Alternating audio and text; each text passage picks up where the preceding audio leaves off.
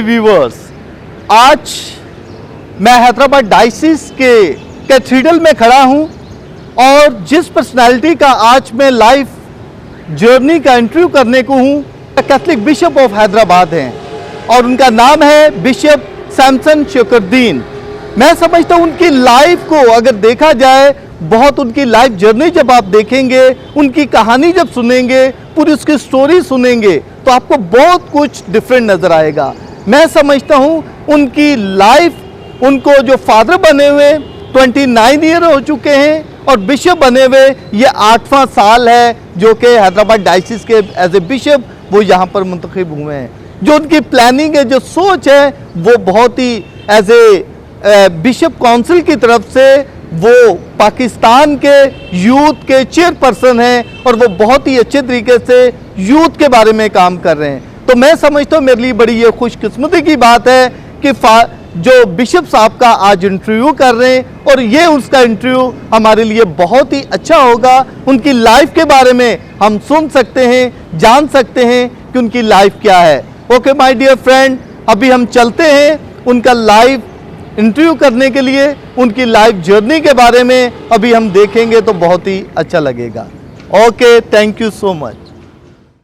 My dear friends and my viewers, आज बड़ी खुशी की बात है कि मैं जिस पर्सनालिटी के बारे में मैं आज आपका मुतारिफ आपको करवाना चाहता हूँ, वो बहुत ही इम्पोर्टेंट पर्सनालिटी है। आपको जैसे कि पता है कि मैं अपने चैनल पर डिफरेंट पर्सनालिटी को आपसे मुतारिफ करवाता रहता हूँ, उनके बारे में, उनकी लाइफ जर्नी के बारे में बताता रहता हूँ। लेकिन आज जो पर्सनालिटी है बहुत ही सिंपल, बहुत ही नॉलेजेबल पर्सनालिटी हैं और जो कि कैथलिक बिशप ऑफ हैदराबाद हैं, जिनका नाम है बिशप सैमसन शुकरदीन। तो मैं वेलकम कहता हूं बिशप जी, बहुत वेलकम कि आज आपने टाइम दिया। मेरे लिए बहुत खुशकिस्मती की बात है कि आपने मुझे टाइम दिया। शुक्रिया, मेरे लिए बहुत खुशी की बात है। काफ़ी अरसे से मैक्स मुझसे टाइम मांग रहा था और हम प्लान कर रहे थे, आखिरकार आज के दिन मौका मिल ही गया। Thank you so much. तो बिशप साहब, सबसे पहले तो मैं आपसे ये कहना चाहता हूँ कि आपकी लाइफ जर्नी जो है वो कैसे आपने ये शुरू किया, कैसे ये सफ़र किया यहाँ तक पहुँचने के लिए। सबसे पहले कि आपकी लाइफ जर्नी स्टार्ट कैसे हुई? जहाँ हम बैठे हैं हैदराबाद है और यही मेरा शहर है।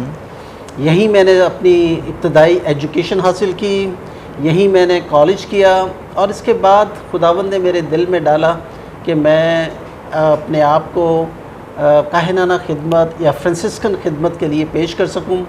उस ज़माने में सारे फ्रांसिस्कन फादर हुआ करते थे, father Siegfried, father Alfred, father Rashid, father Rahmat.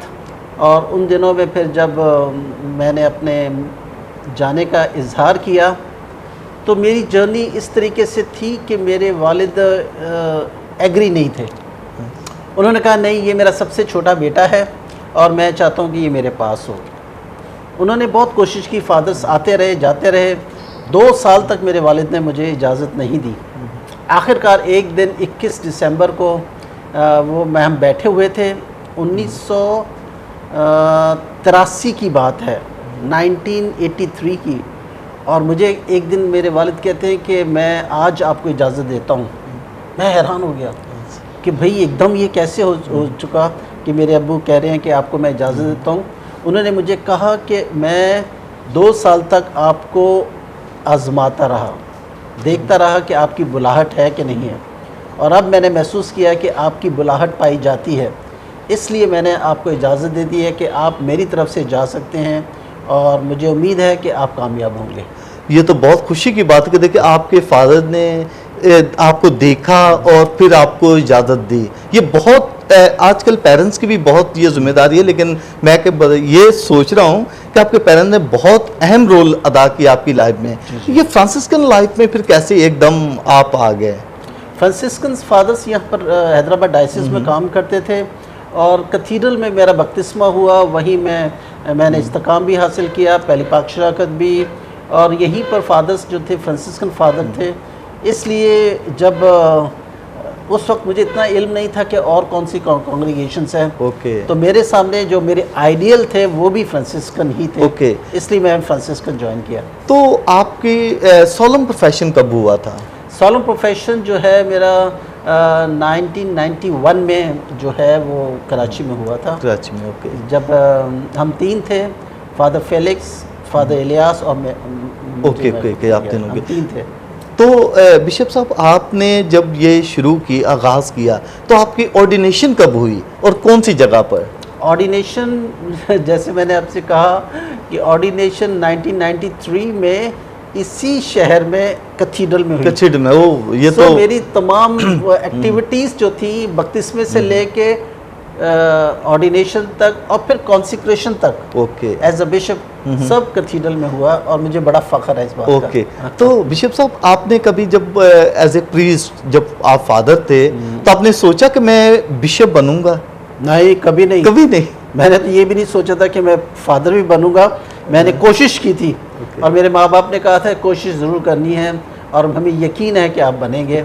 और मुझे जब मैंने ज्वाइन किया सेमिनरी तो मेरा पक्का यकीन था कि मैं बनूंगा और मैंने बन के दिखाया अपने वालिदैन को भी और वो बहुत खुश थे और मैं भी दिली तौर पे बहुत खुश था। एज ए प्रीस्ट आपका क्या एक्सपीरियंस है लाइफ में? प्रीस्ट होते हुए मैंने बहुत सीखा है, हलीमी, फ़रोतनी और सबसे बढ़कर खुदावंद की मोहब्बत का तजर्बा। क्योंकि खुदावंद की मोहब्बत का तजर्बा ना हो और खुदावंद से लगन ना हो तो फिर आप मुकम्मल प्रीस्ट नहीं कहला सकते। इसलिए प्रीस्टली ज़िंदगी में मैं पहले भी पास्टल माइंडेड, लोगों के दरमियान जाना, लोगों से मिलना, लोगों की दुखों को सुनना, उनकी खुशियों में शामिल होना, उनके साथ मिलकर आगे बढ़ना, उनको कलाम की बातें बताना, उनसे सीखना और उनसे बहुत कुछ तजर्बा हासिल करना, ये मेरी ज़िंदगी का हमेशा ये रहा है। और बिशप बनने के बावजूद भी मैं इस तजर्बे को हमेशा याद रखता हूँ। आप मेरे इलाकों में देखें, मैं वक्त में बगैर बताए पहुँच जाता हूँ वहाँ पर लोगों से मिलने के लिए। ये तो वाकई मैंने आपको काफ़ी देर से जानता हूँ, क्योंकि आपकी जो पर्सनैलिटी है, लोगों के साथ मिक्स हो जाना, उनके साथ बहुत ही क्लोज होना और बातचीत करना, दूसरों की हेल्प करना, ये मैंने आपकी लाइफ में देखा है। एज ए फ्रांसिस्कन आपका क्या एक्सपीरियंस है? जो फ्रांसिस्कन जमात में आप रहे, अभी भी फ्रांसिस्कन है, लेकिन अभी एज ए बिशप आप बिल्कुल आप याद तो करते हैं फ्रांसिस्कन लाइफ को, उसका एक्सपीरियंस क्या है आपकी लाइफ के साथ? फ्रांसिस्कन होना मेरे लिए फ़ख्र की बात है और फ्रांसिस्कन वोकेशन, बुलाहट से ही मैं आज इस मुकाम पर आया हूँ। उसकी रूहानियत, मुक़द्दस फ्रांसिस की ज़िंदगी, मुक़द्दसा क्लारा की ज़िंदगी जो है मेरे लिए बहुत ही मायनी खेज और बहुत ही ख़ास है। जिस तरीके से मुक़द्दस फ्रांसिस ने हलीमी, फ़रोतनी को अपनाया और जानवरों से, परिंदों से और दूसरे लोगों से प्यार किए। आपने देखा कि मेरे पास यहाँ भी परिंदे हैं। जी जी जी, बिल्कुल। मेरे पास यहाँ भी पौधे वगैरह, मैं इनसे बहुत ज़्यादा प्यार करता हूँ और ये सब कुछ सीखा मैंने फ्रांसिस्कन होते हुए। ओके। तो बिशप साहब, आप जैसे कि as a bishop Hyderabad diocese की, इसको मिशनरी डायसिस भी कहा जाता है। तो मेरा ख्याल है कि पाकिस्तान में सबसे ज़्यादा एज ए मिशनरी जो है यहाँ पर काम चल रहा है। और मैं तो आप क्या इस एज ए मिशनरी यहाँ पर समझते हैं कि ये अच्छा है यहाँ पर? देखिए, जब मैं बिशप बना था तो उस टाइम जो मोनोग्राम जो बनता है ना, वो उसमें मैंने एवेंजलाइजेशन लिखा था, एजुकेशन लिखा था, इंटरफेथ डायलॉग लिखा था। ये 3 चीज़ें मेरी ज़िंदगी में बहुत अहमियत रखती हैं। इसलिए एवेंजलाइजेशन का मतलब यही है कि मिशनरी का होना, खुदा का कलाम और उसकी अंजील को फैलाना। और ये डायसिस जो है मिशनरी डायसिस है, मेरी सोच और मेरे ईमान के मुताबिक है। और मेरे लिए बड़ी खुशी की बात है कि मैं बड़े जोश के साथ पैरिशेस में जाता हूँ। कच्ची कोली हैं, पातली कोली हैं, भील है, मारवाड़ी हैं और सिंधी भील हैं और पंजाबी हमारे हैं और गोवंस हैं। सबके साथ मिलकर हम इस मिशन को आगे रखते हैं। तो बिशप साहब, आपकी डायसिस में, हैदराबाद डायसिस में कितनी पैरिशेस हैं? सब मिलाकर अभी तो 19 बन चुके हैं। अच्छा, 19 ऑफिशियली 2 और ऐड किए हैं। अच्छा। मगर अभी तक जो है ऑफिशियली 17 हैं, 2 और ऐड कर ले तो 19 हो जाएंगे। अच्छा, ये तो बहुत अच्छा नंबर है और भी बढ़ती जा रही है। अच्छा, वेरी गुड, ये तो बहुत अच्छा है, थैंक्स गॉड। तो आपकी एज ए बिशप रिस्पॉन्सिबिलिटी, क्या रिस्पॉन्सिबिलिटी है एज ए बिशप यहाँ पर? देखिए, हर बिशप की रिस्पॉन्सिबिलिटी तो एडमिनिस्ट्रेशन भी है और रूहानी भी है। रूहानी भी है। एक तरफ तो एडमिनिस्ट्रेशन का जो है सिलसिला है, जो स्कूलों का हवाले हैं, जो हॉस्पिटल्स हैं, हमारे पास क्लिनिक्स हैं, हमारे पास पैरिशेस हैं, हमारे पास और बहुत सारी चर्चेस हैं, जो सबकी रिस्पॉन्सिबिलिटी एज ए एडमिनिस्ट्रेटर वो भी किया जाता है। और दूसरी तरफ जो है रूहानियत है, और रूहानियत में आपका मतलब यही है कि हम एवेंजलाइजेशन करें और खुदावंद का पैगाम दूसरे लोगों तक पहुँचाएँ।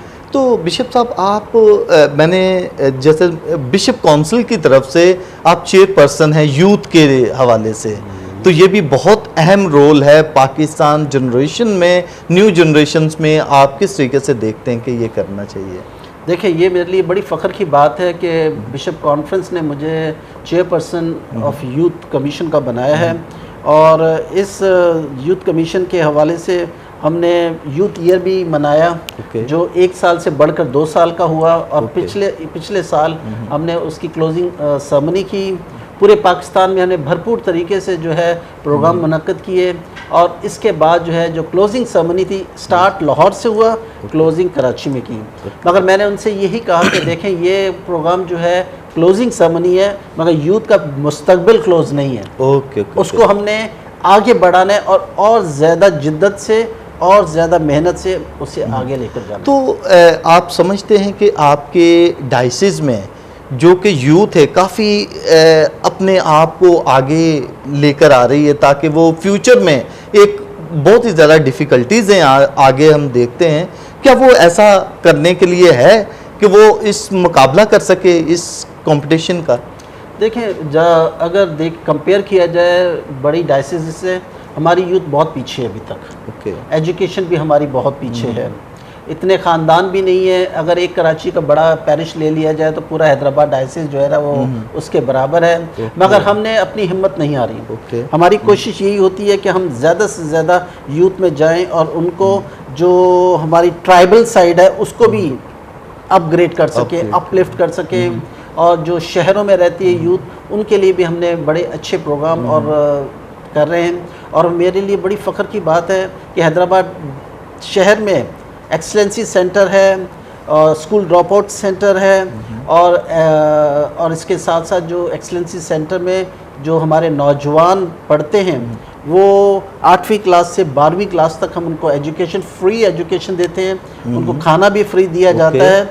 और आज बहुत सारे लड़के वहाँ से जो है यूनिवर्सिटीज़ में जाके दाखिला ले रहे हैं, पुलिस में डिपार्टमेंट में जा रहे हैं, फ़ौज में जा रहे हैं। और अभी तो हमने हैदराबाद डायसिस में CSS का भी एग्ज़ाम की तैयारियों का भी वेरी गुड, ये तो बहुत इम्पोर्टेंट जो सिचुएशन। हाँ, ये बहुत ज़बरदस्त है, ये बहुत ज़बरदस्त। आने वाले 10 साल में मुझे यकीन है कि बहुत बड़ी तादाद में नौजवान जो है ना, वो अपने पैरों पे खड़े होंगे और अच्छे स्टेजेस पर और अच्छी पोजीशंस पर पहुंच जाएंगे। तो बिशप साहब, जो मैं आपकी बातें जो सुन रहा हूँ कि जो इतनी आपने दिलचस्प बातें बताई, और जो यूथ के लिए और अपनी डायसिस के लिए इतने स्ट्रगल जो मैं देख रहा हूँ आप में, मेरा ख्याल है कि यूथ का एक मैं लहदा आपके साथ टॉपिक ज़रूर ये करूँगा, ताकि यूथ में हम किस तरीके से आगे बढ़ सकते हैं, उनकी फ्यूचर प्लानिंग क्या है, कैसे हम उसको ये कर सकते हैं। तो मेरा ख्याल ये बहुत अच्छी बात है।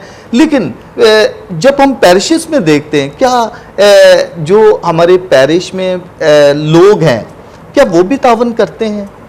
अभी तक मैं समझता हूँ कि जो शहरों में हैं तो थोड़े बहुत अवेयर हो रहे हैं, मगर बहुत बड़ी तादाद हमारे गांव की है, जी। बहुत बड़ी तादाद छोटे शहरों की है।